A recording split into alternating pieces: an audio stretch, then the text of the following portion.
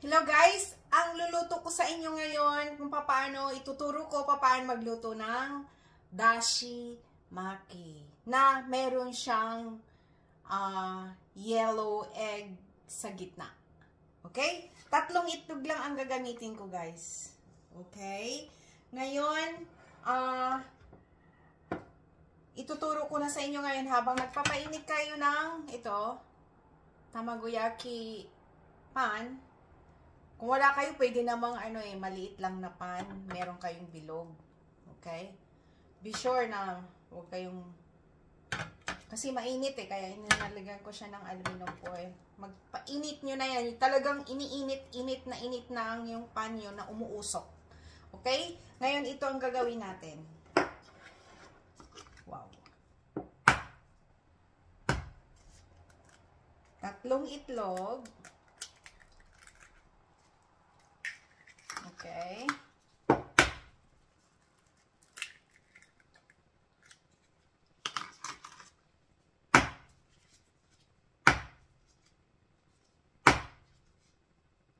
Uy, ayaw niya mabasag. Huh? Tigas mo. Okay. Yan na siya. So, bago nyo i-mix yung itlog, i-separate nyo yung isa. Okay? Wait lang. Kasi yan ang ilalagay natin doon sa gitna. Sana huwag naman mabasag. Yan. Ganyan. Yan. Ano to?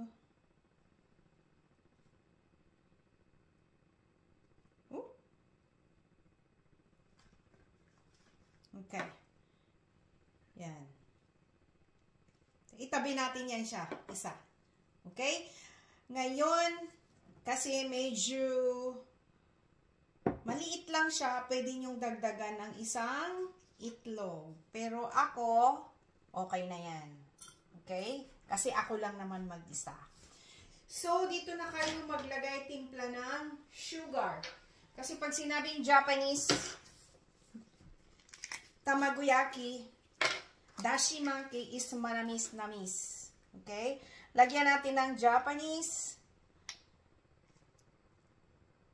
1 half siya ng teaspoon. Okay? Japanese dashi. Bonito. And, here we go. Lagyan ng konting mirin. Half teaspoon. And a little bit osake.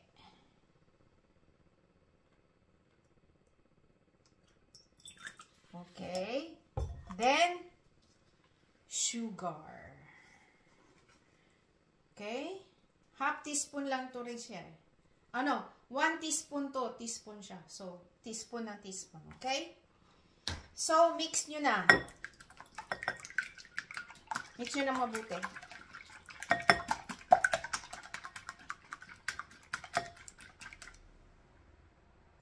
Ngayon guys, lagyan ng kaunting asin. Kaunti lang. Okay? Ngayon, isalin nyo dito sa merong ganitong, cup siya. Yan, para madali siyang isalin doon sa pan. Kasi ito masyadong, hindi mo makukontrol. Ganyan ako tamagoyaki, Japanese tamagoyaki. Nilalagay ko sa obento, pambaon ko.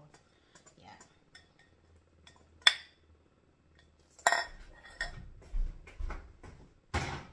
Yan. Ito na siya. So, gagawin na natin. Lapit dyan. Kasi mahirap pag hindi mo lumapit dahil mahirap gumawa ng tamagoyaki guys, sa timing. Timing lang siya.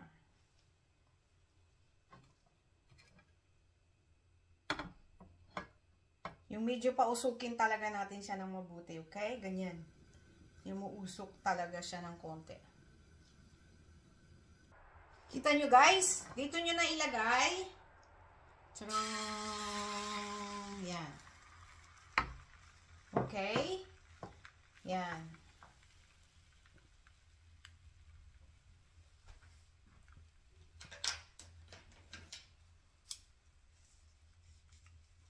Huwag niyo munang galawin, ha?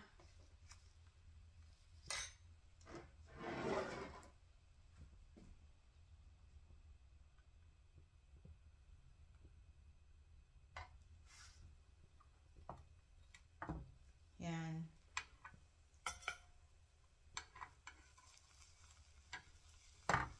Wow. Yan. Wow. So, dito nyo na ngayon ilalagay sa gitna yung ito. Yellow egg. Charang! Yan.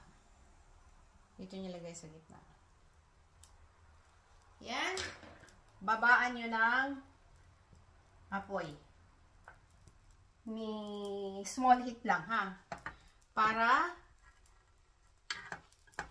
lahat din ay maluluto. Yan. Look at that. Okay?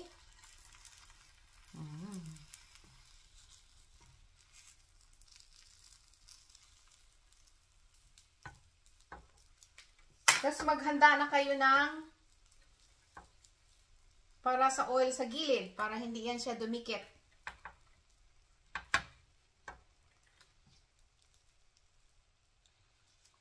Dito na guys. Nabaliktad ko na ng baliktad. Ingat lang kayo para hindi siya mabasag. Yan. Mahirap gumawa ng dashimaki. Alam nyo? Hirap na hirap din ako doon. Kasi maliit nga yung lutuan ko eh. Yan. That's it.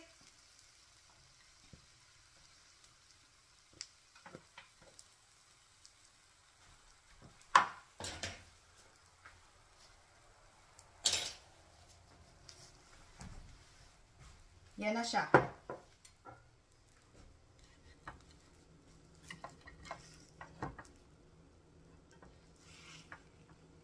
Para maluto pa naman ng konti. Lagyan yung oil.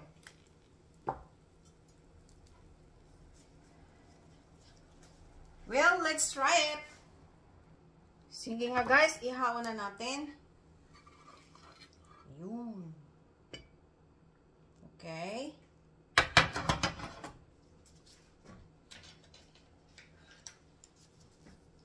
Ito na ang ating dashimaki. Okay? Sige. Anuhin natin sa gitna kung ano siya. Nandiyan pa rin yung dilaw. Wow.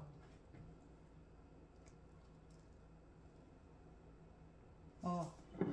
Look at that, guys. Diba? Nandiyan yung fresh na dilaw sa gitna. Yung dilaw na itlog. Na fresh. Yan. Fresh na fresh siya. Diba? So, hiwa-hiwain na natin siya. Ganyan na ganyan.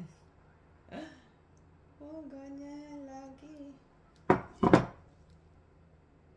Ito na siya, guys. Ito na ang ating dashimaki.